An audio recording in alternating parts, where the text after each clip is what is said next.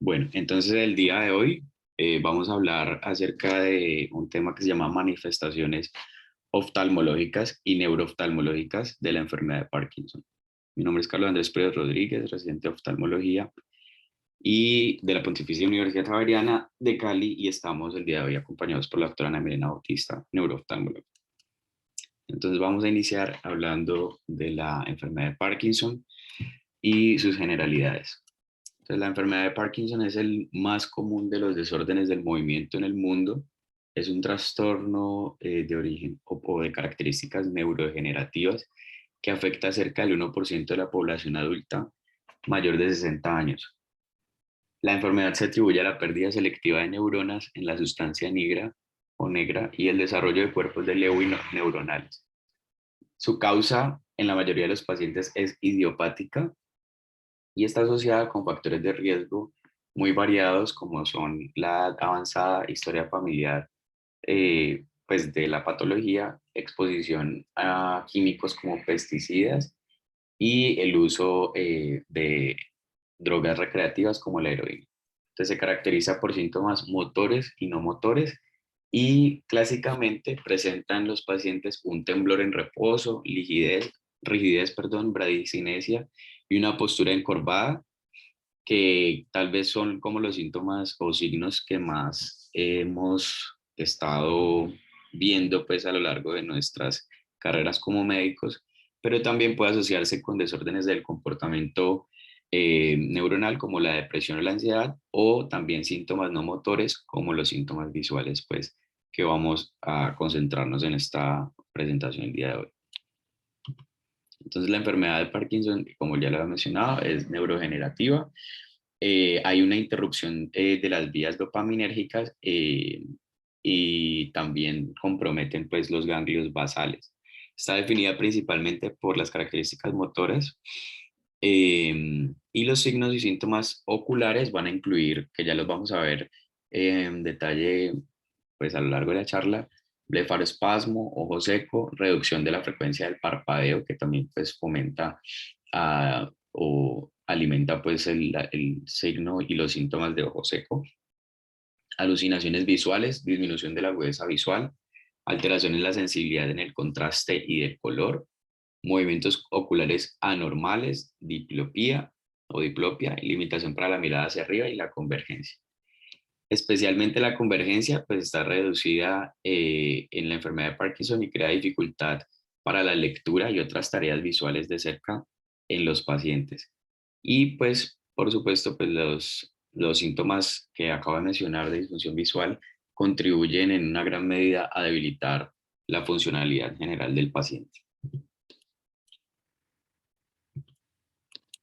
Entonces, en cuanto a la epidemiología y la historia, pues la enfermedad de Parkinson ha sido reconocida desde inicios de desde los inicios del 1800, cuando el médico James Parkinson, que es de origen inglés, describe la enfermedad. Inicialmente la llamó parálisis agitante por los movimientos estereotipados que tendían a tener los pacientes, y pues es una enfermedad poco común en personas jóvenes, sobre todo en menores de 40 años. Pues algunos estudios han determinado que cerca de 1 millón de personas en Estados Unidos están afectados por esta patología, y se presentan cerca de 60.000 casos nuevos cada año. A nivel mundial, cerca de 7 a 10 millones de personas cuentan con la enfermedad, y los hombres tienen 1.5 veces más de riesgo que las mujeres en presentarla. Asimismo, los caucásicos tienen una mayor prevalencia de la enfermedad. Los pacientes de origen asiático y afrodescendientes se afectan en menor medida. Y la exposición a toxinas ambientales, como ya lo había mencionado, se supone que podrían también ser un importante factor etiológico. Entonces los cambios, pues básicamente pues hay una pérdida de dopamina, entonces va a haber una discapacidad del control del motor. Entonces y los cambios patológicos pueden Se dice que pueden preceder síntomas por 2 décadas o más. Entonces, la pérdida de dopamina, o específicamente de la dopamina, resulta en una marcada pues, discapacidad del control motor inicialmente, y los cuerpos de Lewy o agregados anormales intracelulares contienen varias proteínas, incluyendo la alfa-sinucleína, que hace parte importante de la fisiopatología de la enfermedad, y la ubiquitina, que perjudican el funcionamiento óptimo, perdón, de las neuronas.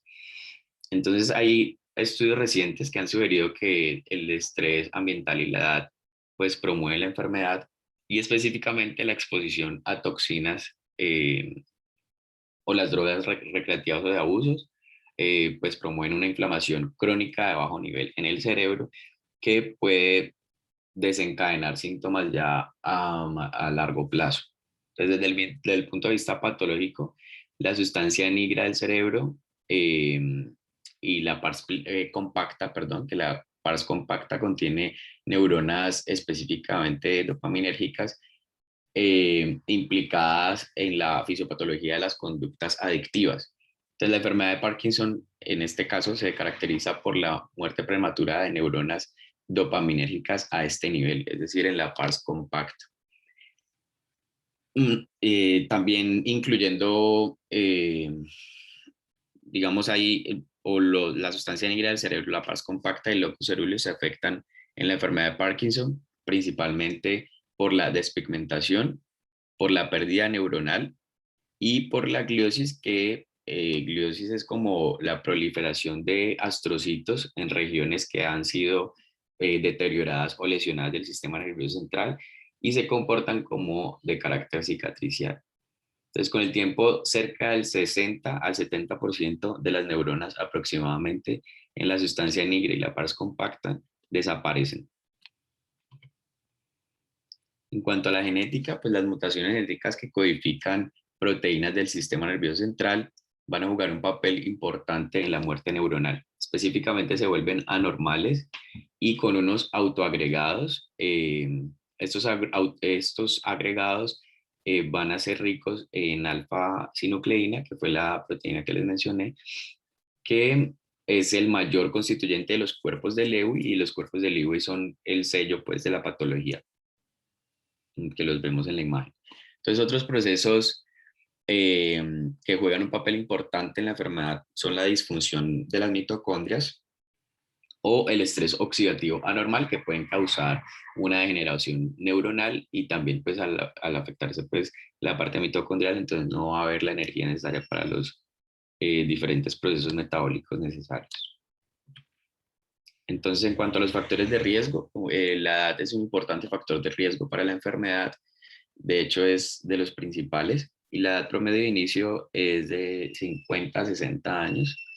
Y hay otros 2 factores de riesgo importantes, como son la historia familiar y la exposición a pesticidas, que debemos siempre eh, tenerlos en cuenta a la hora de realizar nuestra anamnesis.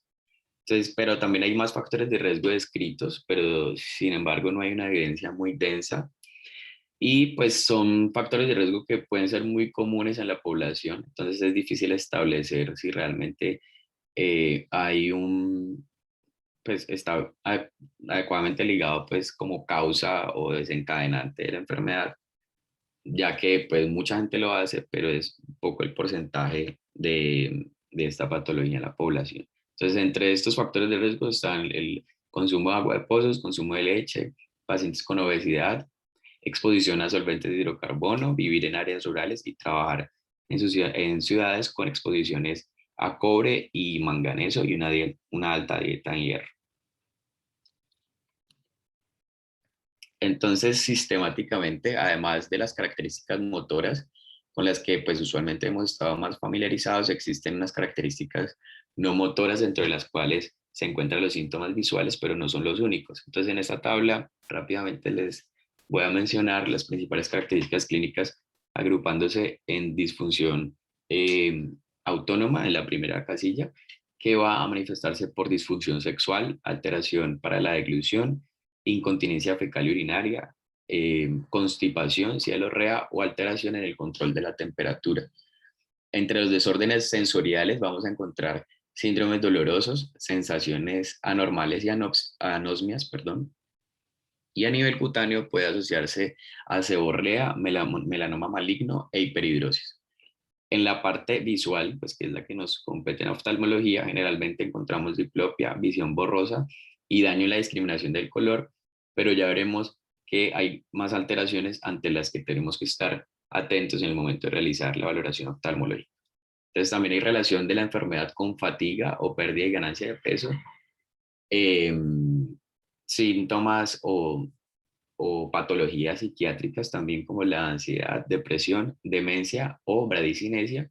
Y por último, trastornos del sueño como son el insomnio o el extremo contrario, la somnolencia diurna, ataques de sueño o el síndrome de piernas inquietas. Entonces vemos que la enfermedad de Parkinson es una enfermedad o una entidad compleja y no simplemente pues, un trastorno neurológico con movimientos involuntarios y estereotipados, como se tiende a pensar. Entonces vamos a ver ahora las principales formas genéticas de la enfermedad de Parkinson. Entonces iniciamos con el PARC1, enfermedad de Parkinson 1, que fue el primer parkinsonismo genéticamente identificado. Su mutación es autosómica dominante asociada en el gen SNCA y se aisló inicialmente en familias de Italia. Este gen codifica una proteína presináptica, la alfa-sinucleína, que ya le hemos mencionado, involucra la plasticidad neuronal. Los agregados intraneuronales de la alfa-sinucleína entonces van a ser el componente principal de los cuerpos de Lewy en la enfermedad de Parkinson y también pues participan en la demencia por cuerpos de Lewy, que es otra entidad. La pérdida neuronal es más grave en el tronco encefálico, pero también afecta el hipocampo, el núcleo motor dorsal del vago y el locus ceruleus, como ya lo hemos mencionado, pero también involucra pues las áreas de la corteza eh, y en caso de comprometer la corteza visual, pues es la que nos va a dar los síntomas oftalmológicos. El fenotipo clínico de los pacientes con este tipo de mutación se asemeja eh, o digamos se asemeja pues a la enfermedad de Parkinson no esporádico o no heredada, excepto porque se da con un inicio más temprano, la progresión es mucho más rápida y el deterioro cognitivo pues es mucho más marcado y frecuente. Ocularmente, en los pacientes con esta entidad o este parkinsonismo se demostró una mayor latencia de movimientos sacádicos, que movimientos sacádicos son movimientos rápidos y simultáneos que realizan ambos ojos cuando están observando pues, hacia un mismo punto en la misma dirección. La enfermedad de Parkinson 2 o PARC2 se debe a mutaciones homocigotas y heterocigotas, siendo el parkinsonismo pues, genético más común. El 1 es que fue el primero identificado y el 2 es el más común. E interfieren con la vía proteolítica mediada por la ubiquitina y causa que se presente una acumulación de la alfa-sinucleína que conduce a más cuerpos de Lewy y por tanto a más neurodegeneración. El fenotipo es similar también a la enfermedad de Parkinson esporádica y los pacientes con este tipo de Parkinson cuentan con movimientos sacádicos hipométricos, es decir, más lentos. Y aquí hay un video para que veamos cómo evaluar los movimientos sacádicos y lograr detectar cuando son retardados o retrasados. Entonces, ponemos un objeto y nuestro dedo índice enfrente del paciente y le pedimos que haga movimientos pues rápidos entre el objeto y nuestra mano. Y así podemos detectar en el caso pues de Parkinson que los movimientos sean más lentos o que el regreso pues a la mirada primaria sea mucho más demorado.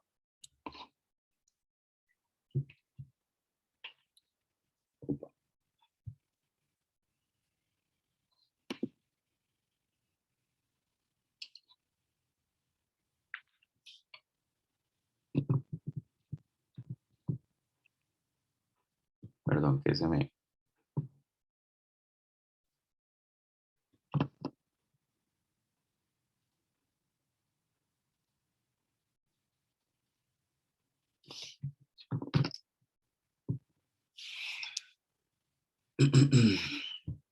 Bueno, y seguimos con la enfermedad de Parkinson 6 o PARC6, que resulta de mutaciones en el gen PINK1 y este es encargado de codificar una proteína mitocondrial que es la petenginasa 1 y lo que provoca es una mayor susceptibilidad al estrés celular y la apoptosis. La neurodegeneración afecta el tronco encefálico y es asociado con cuerpos de Lewy corticales y de tronco encefálico.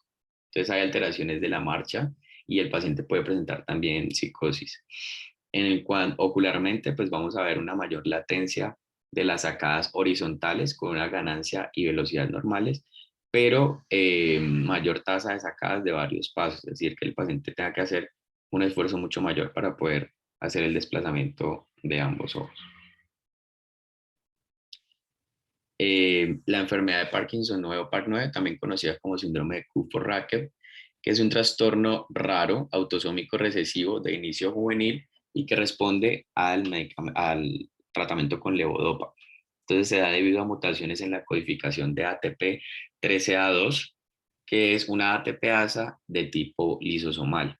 Entonces la mutación de PARC9 conduce a la acumulación también de alfa-sinucleína, por lo tanto, mayor cuerpos de Lewy y aumenta la toxicidad de manganeso, causando una neurodegeneración cortical y subcortical. Entonces, como vemos en la imagen de la derecha, va a haber una acumulación de estas sustancias y van a desencadenar pues, la producción aumentada de cuerpos de Lewy y la muerte celular. Entonces va a haber signos piramidales o neuronales en este caso. Va a haber signos piramidales y minimioclonías faciales o déficit cognitivos.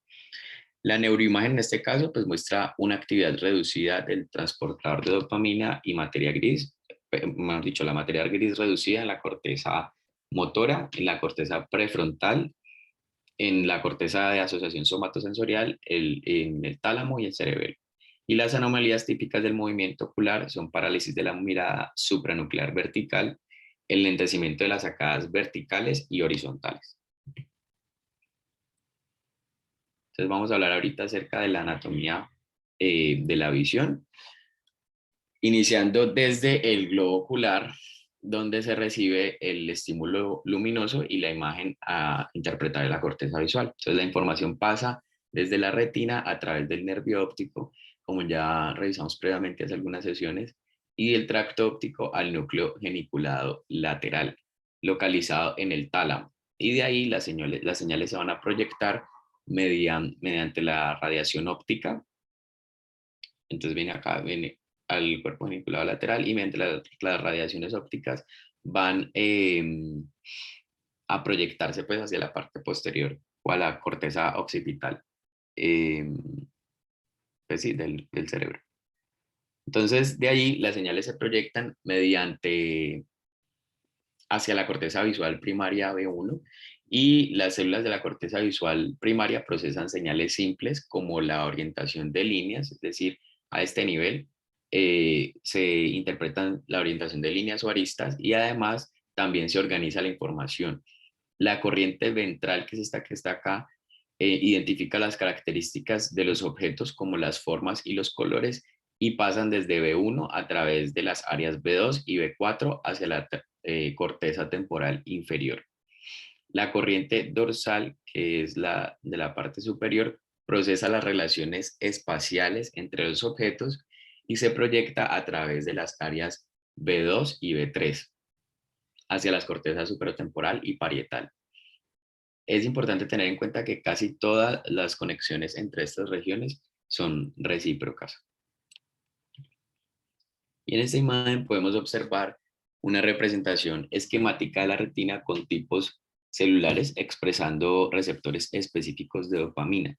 Los receptores de dopamina, que son DR1, DR4 y el D2 autorreceptor, están representados con estos colores que vemos acá.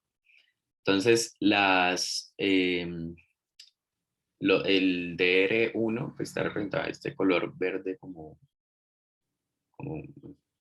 fluorescente, el DR4 con el azul claro y el D2 con fucsia, que los podemos ver aquí en la gráfica. Entonces las células amacrinas dopaminérgicas, que es esta específicamente, como que tiene como una forma de cangrejo, se estratifica en la capa plexiforme interna y envía axones como proyecciones dendríticas hacia la capa eh, plexiforme externa y a la capa plexiforme interna igualmente. Entonces, al haber una alteración al nivel de cualquiera de estos receptores de dopamina o en la producción pues, de la misma, no es posible que el neurotransmisor actúe y haga su papel y por tanto se traducirá en las manifestaciones visuales del paciente, pues no va a haber, digamos que, transmitir el estímulo hacia la corteza visual como lo vimos en el gráfico anterior. Entonces vamos a hablar de los cambios patológicos que afectan o alteran el equilibrio de la función visual y por tanto, pues el adecuado funcionamiento. Entonces, la dopamina es un neurotransmisor importante en la retina y está presente en células, las células amacrinas, como ya vimos, y a lo largo del borde interno de la capa nuclear interna. Y además puede ser acumulada por las células interplexiformes, y al parecer hay dos tipos de células amacrinas que están involucradas. Las células amacrinas tipo 1, que lo que hacen es enviar señales ascendentes hacia la capa plexiforme externa, donde hacen sinapsis con los neurotransmisores GABA.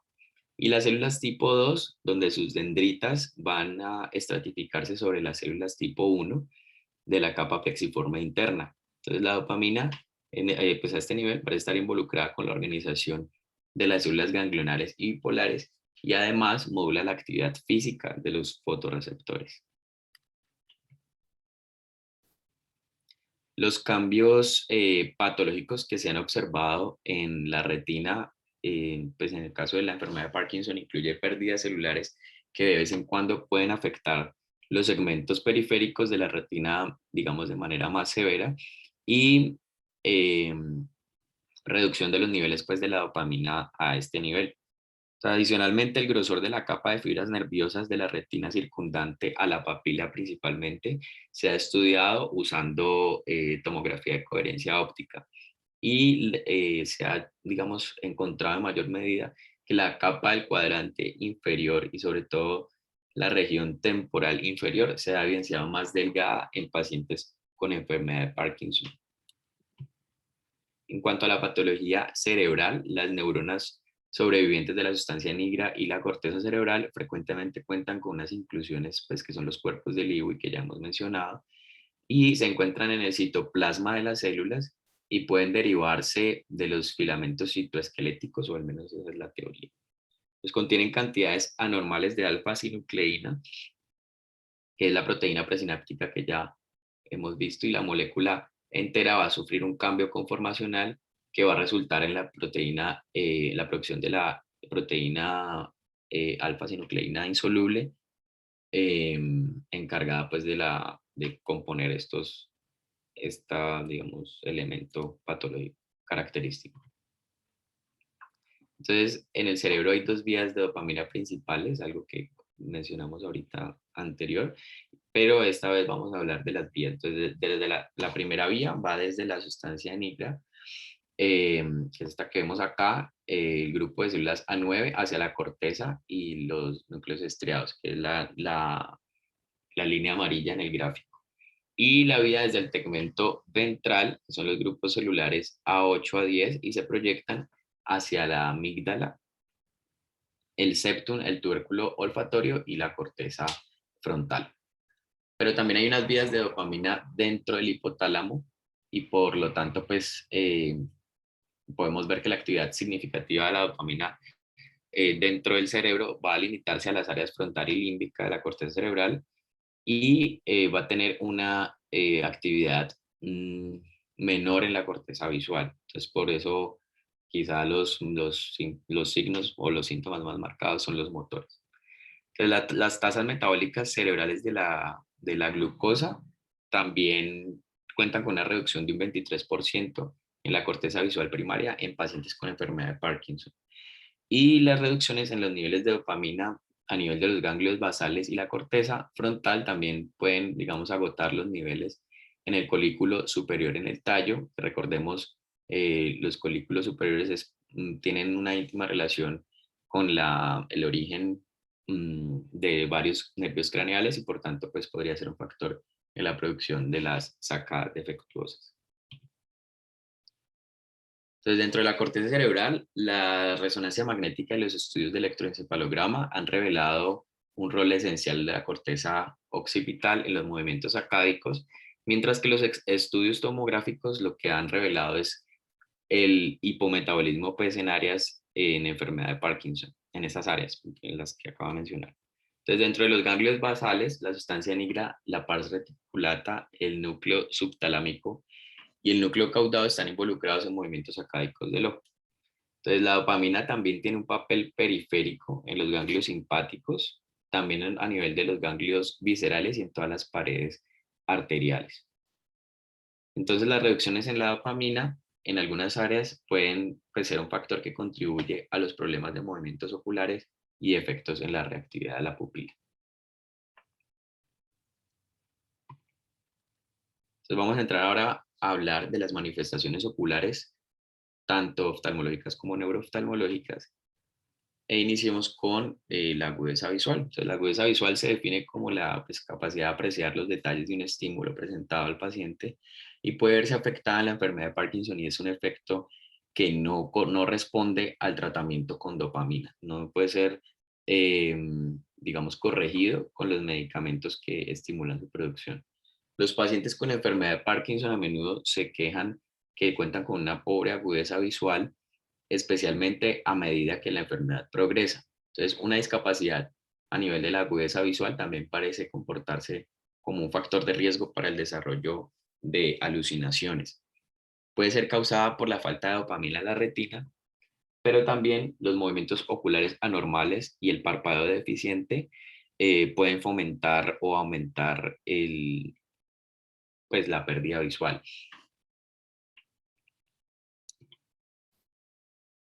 El color y el contraste también se ven afectados. Vamos a hablar primero del contraste. Y de la discriminación del contraste se define como la capacidad de diferenciar un objeto de su fondo y se ve afectada por daños en la retina, así como en lesiones corticales o a nivel del tálamo.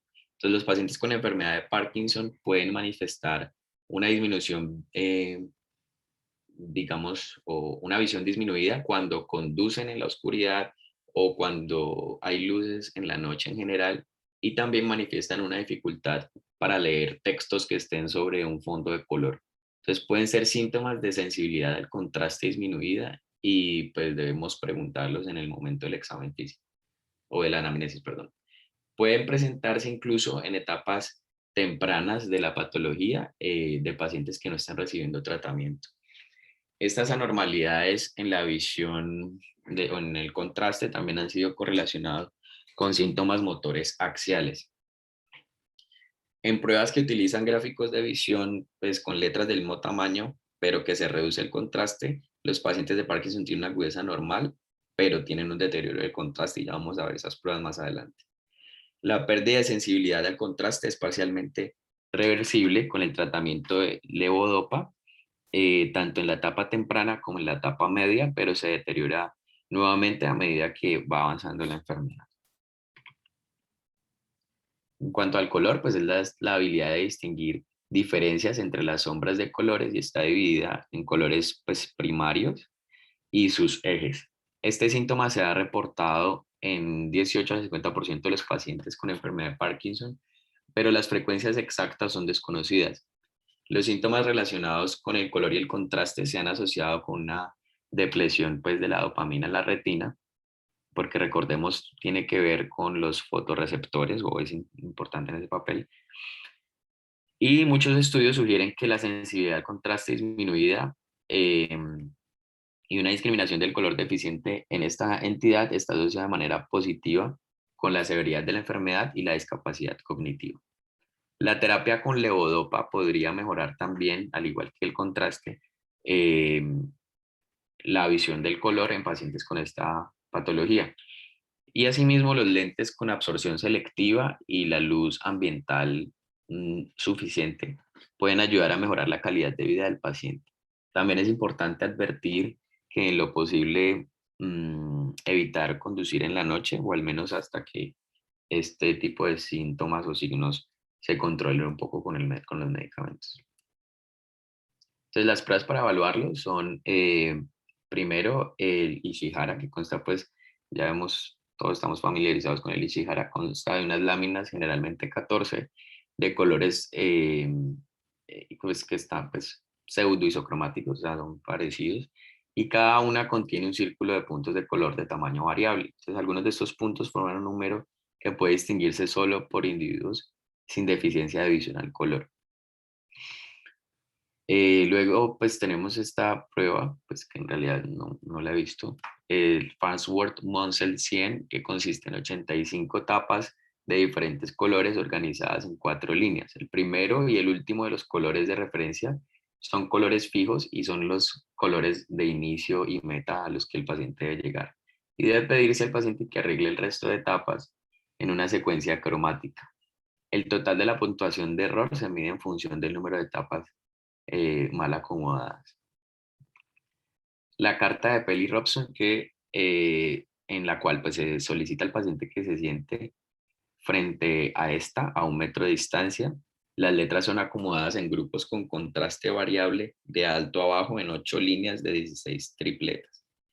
Y debemos pedirle al paciente que lea las letras, iniciando pues con las de contraste más alto, las más negritas de arriba, hasta llegar a una línea que no pueda leer 2 o 3 letras. Es como similar a la agudeza visual, pero con el contraste disminuido. O la agudeza visual pues evaluada con Snellen. En la enfermedad de Parkinson se pueden observar cambios oculomotores sutiles y las sacadas voluntarias pues también se ven afectadas. Entonces la latencia y la velocidad se conservan, pero la amplitud muchas veces se reduce, produciendo movimientos hipométricos, es decir, más cortos y también más lentos. Los movimientos acádicos a un objeto mostrado pues van a estar deteriorados y se cree que estos surgen de déficits a nivel de las vías oculomotoras en el tronco encefálico, el cerebelo, ganglios basales y lóbulos frontales, como lo hemos mencionado. Además, los pacientes con esta entidad comúnmente muestran una insuficiencia de convergencia que puede afectar las actividades cercanas y puede conducir a visión doble durante la lectura. En cuanto a la diplopía, pues en la enfermedad de Parkinson varía entre 10 a 47% comparado con un 19% que puede presentarse en la población general por distintas causas. Es importante diferenciar entre la diplopía monocular, que usualmente se da por patologías intraoculares, la diplopía binocular, que es debido usualmente a un mal alineamiento muscular, y la diplopía selectiva, que pues es un raro tipo de alucinación en la enfermedad de Parkinson. La diplopía binocular puede ocurrir en la enfermedad de Parkinson por insuficiencia de convergencia, como ya lo mencionamos, o estrabismo descompensado latente. En estrabismo descompensado latente hay una desviación relativa del eje visual compensada por el mecanismo de función de los ojos. Cuando este se interrumpe, entonces la desviación se manifiesta y hay diplopía. Algunas causas de interrupción son acomodación disminuida o fatiga. También puede explicarse que haya una anomalía oculomotora sutil o un estrabismo, latente evidente. Y pues lo que podemos usar en nuestro examen físico es el test Cover and Cover, donde pues vamos a identificar si hay algún tipo de desviación, foria en caso de que vuelva al punto inicial o tropia en caso de que permanezca desviado. Y hay 2 pequeños estudios que han documentado una prevalencia de cerca de un 42% de dificultad para la estereopsis también en pacientes con enfermedad de Parkinson. En cuanto a la superficie ocular, los pacientes pueden experimentar sensación de cuerpo extraño, visión borrosa, prurito y sensación de ardor como resultado de ojo seco o blefaritis. Los párpados con costras, eritema o inflamación, pues a este nivel pues ya sabemos que son sugestivos de blefaritis y su prevalencia en la enfermedad de Parkinson es alrededor del 18% comparado con el 3% de la población general. Pues yo traté de buscar por qué, pero no encontré cuál es la causa de eso. Y debido a la disfunción glandular, la blefaritis seborreica puede causar irritación e inflamación en párpados superiores e inferiores. Entonces esta condición pues se comporta como un círculo vicioso porque exacerba los síntomas del ojo seco, que tiene una prevalencia de 60% en la enfermedad de Parkinson aproximadamente.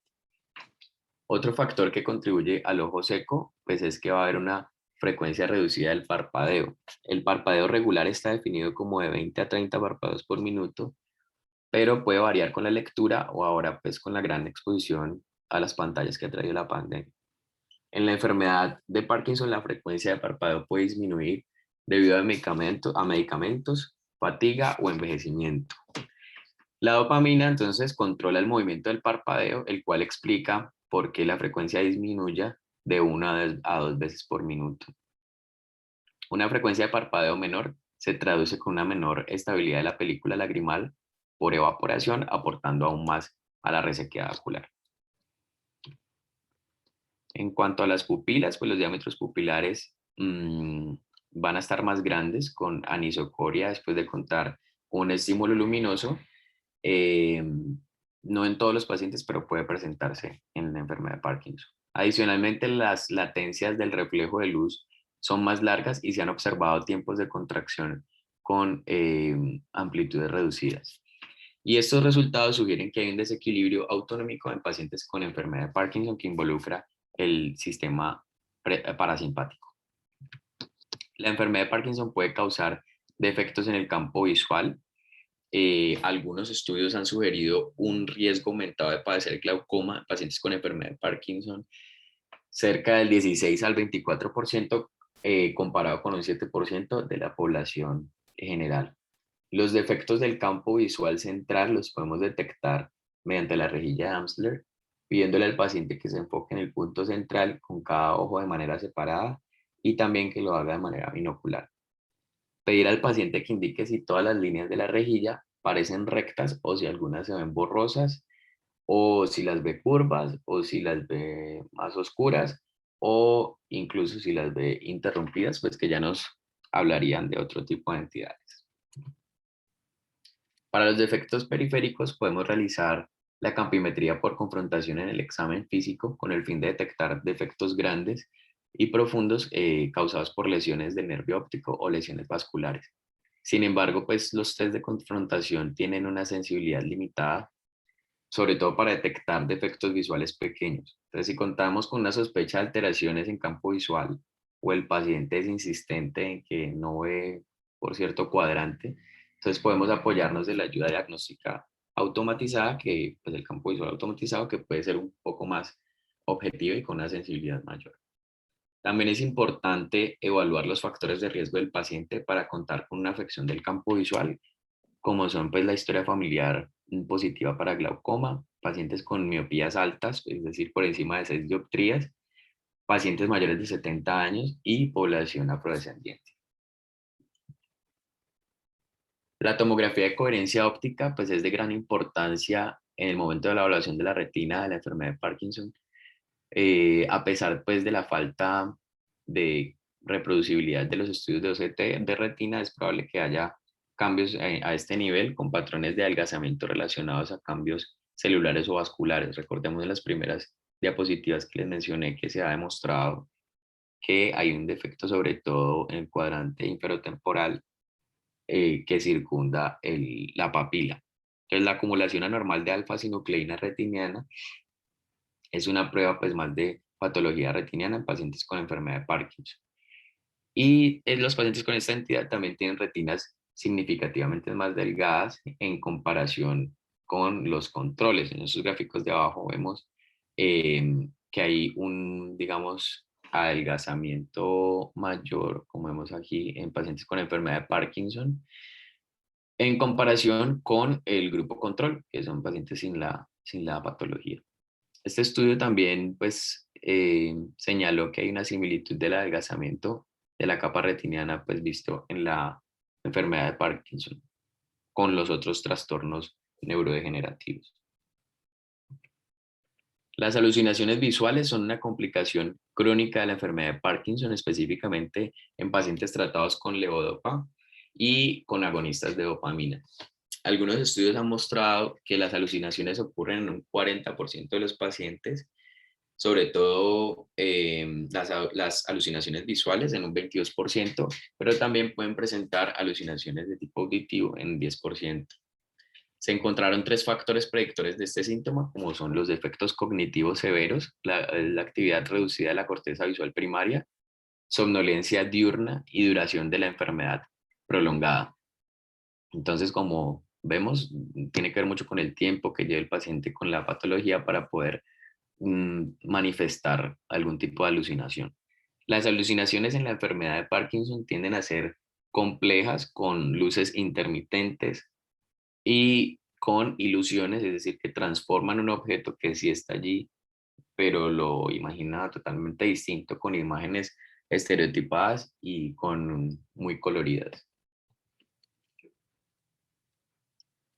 Entonces vamos a hablar ahora de las reacciones oculares adversas del tratamiento de la enfermedad de Parkinson, que también pues podemos llegar a tener algún contacto. Entonces, la mayoría actúa sobre el cerebro, reduciendo una actividad colinérgica o estimulando la actividad de la dopamina en los ganglios basales. Los anticolinérgicos como la difenhidramina actúan para disminuir los niveles de acetilcolina y pueden tener un efecto midriático importante y por lo tanto no deben administrarse en pacientes con cierre de ángulo anterior, de cámara anterior, perdón, y debe ser utilizado con precaución en cámaras estrechas. La exposición prolongada a este fármaco en algunos pacientes puede causar un cierre de ángulo de inicio gradual, pero sin síntomas agudos. Puede haber también fotofobia por parte del paciente con enfermedad de Parkinson usuario de este medicamento y disminución de la acomodación, resultando en visión borrosa. Los agonistas de la dopamina, como la bromocriptina o el pramipexol, mejoran el efecto de la dopamina directamente estimulando los receptores de la misma. Entonces están indicados como tratamiento para la enfermedad de Parkinson, sobre todo en las etapas tempranas, pero el uso de estos medicamentos puede exacerbar o hacer que las alucinaciones visuales sean más tempranas en estos pacientes. La levodopa es un precursor de la dopamina y puede penetrar la barrera hematoencefálica con más éxito que la misma dopamina. Quizás es el tratamiento más popular para la enfermedad de Parkinson.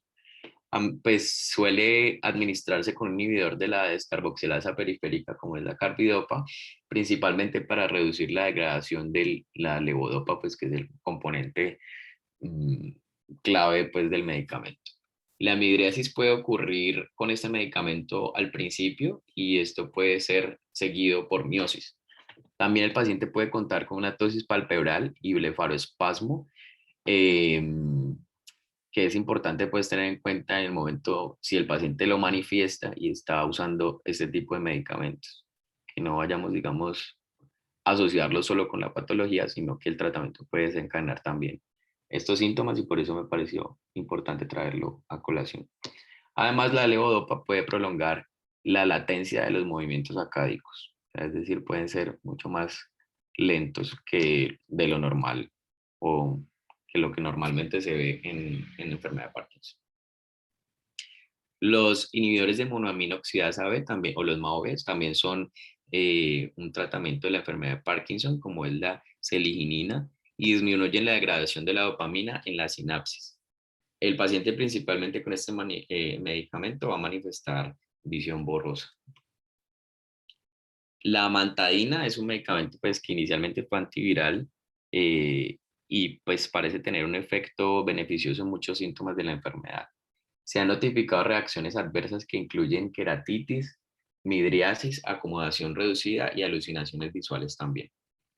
Y la imipramina también que pues se usa o tiene propiedades antidepresivas y anticolinérgicas, actúa inhibiendo la recaptación de la dopamina y los efectos pues, oculares secundarios incluyen midriasis, cicloplegia, ojos secos, nistagmus y paresia de los músculos oculares.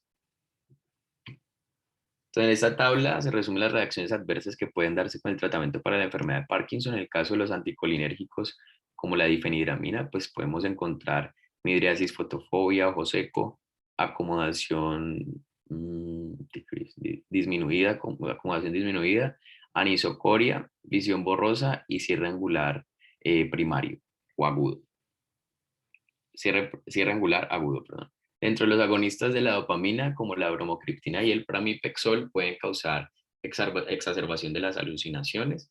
La levodopa carbidopa puede causar midriasis o miosis, pero también puede causar tosis, blefaroespasmo y puede prolongar la latencia de las sacadas. Medicamentos como la lamantadina pueden causar midriasis, queratitis superficial, acomodación reducida y alucinaciones. Y por último, los antidepresivos como la imipramina pueden causar midriasis, cicloplegia, ojo seco, paresia de músculos oculares y nistagmos.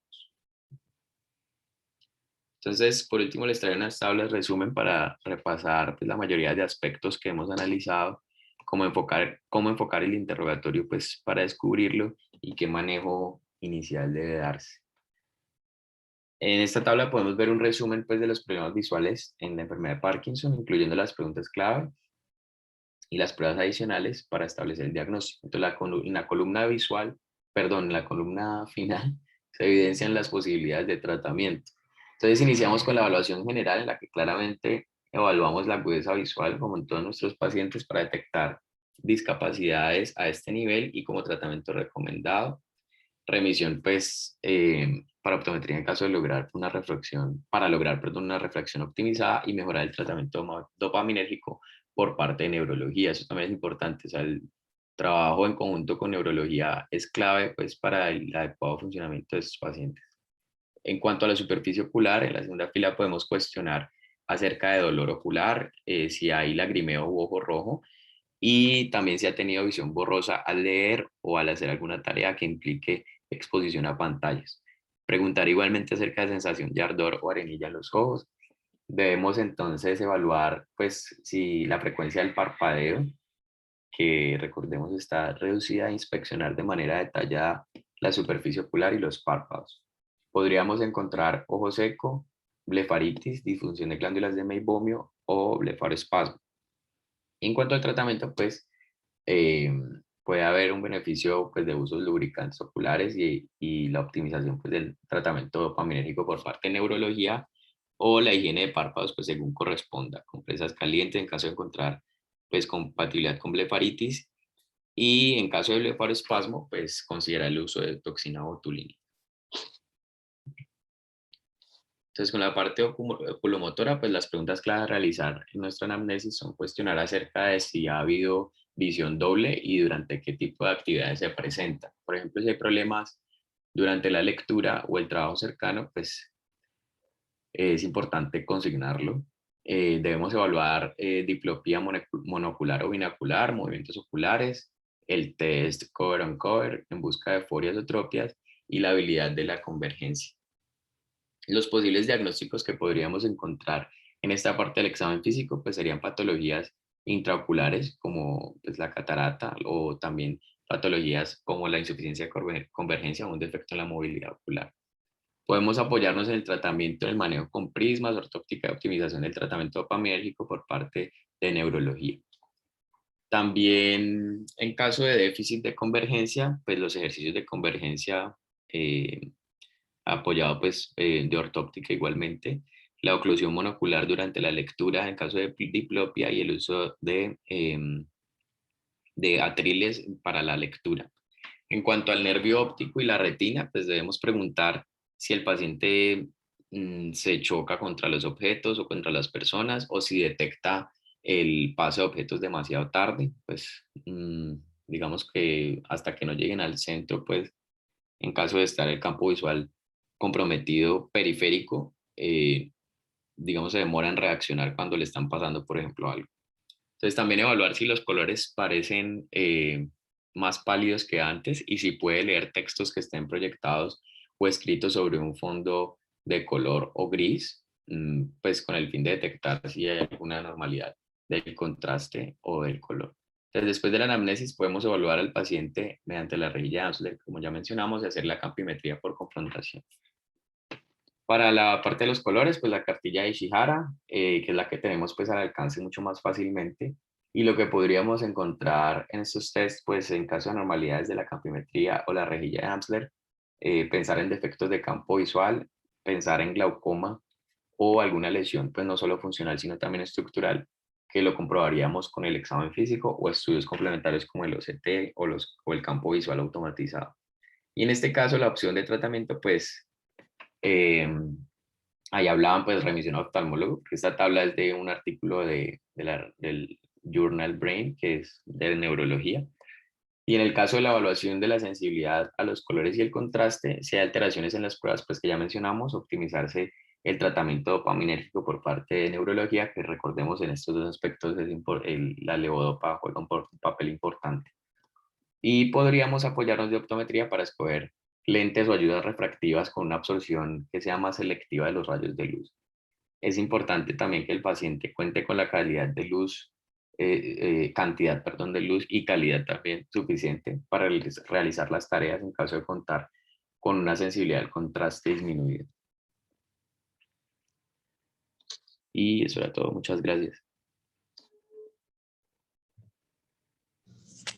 Gracias, Carlos.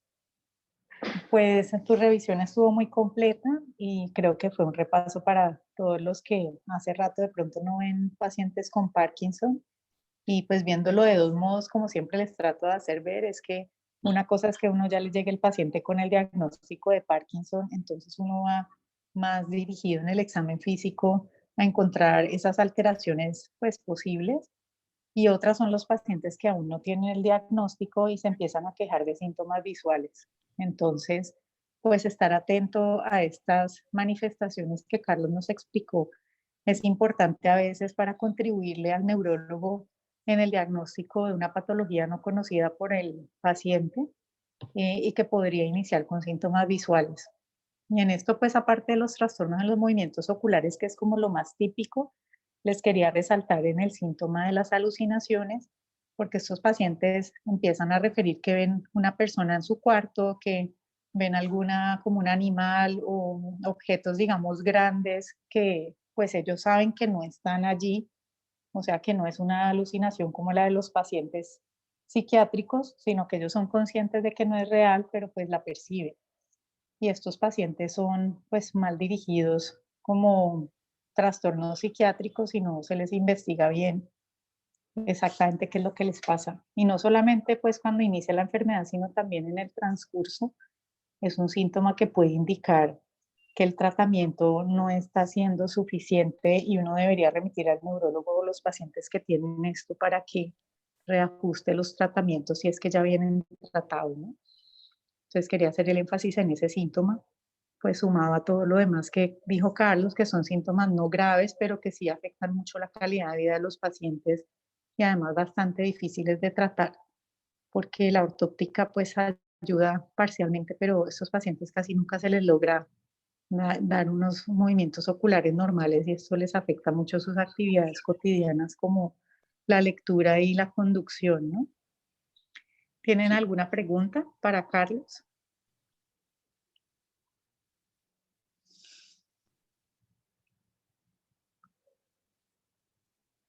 Bueno, muchas gracias a todos, que estén bien. Gracias, Doc. Gracias, Igualmente, Carlos. Chao. Gracias. con gusto.